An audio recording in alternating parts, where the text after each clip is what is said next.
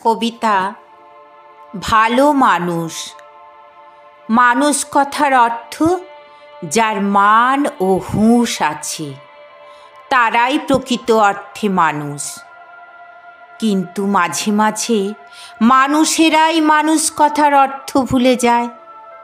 লোভ, কাম, ক্রোধ আর অর্থের দম্ভে তারা উন্মত্ত হয়। তাই তো বলি, যতই লেখাপড়া করো, আগে ভালো মানুষ হও, প্রকৃত জ্ঞানের আলোয় আলোকিত হও। ধৈর্য ধরো, নম্র হও, উত্তেজিত হইও না। এমন কিছু করো না যা তোমাদের চরিত্র কর্দমাক্ত হয়।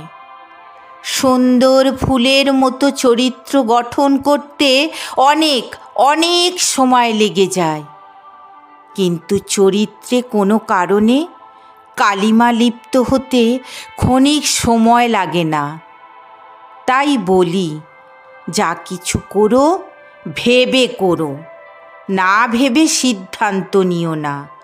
জীবনে চলতে গেলে অনেক অনেক বাধা বিপত্তির সম্মুখীন হতে হবে। তাই বলে থেমে গেলে চলবে না, এগিয়ে যেতে হবে। জনগণের কল্যাণে নিজেদের নিমজ্জিত করো। অর্থই অনর্থের কারণ, অর্থের পিছনে ছুটো না। প্রয়োজনের অধিক অর্থ উপার্জন করতে গিয়ে অসৎ পথ অবলম্বন করো না। তোমরাই আগামী দিনের উজ্জ্বল ভবিষ্যৎ, আর নতুন প্রজন্মের কাছে আলোর দিশারি।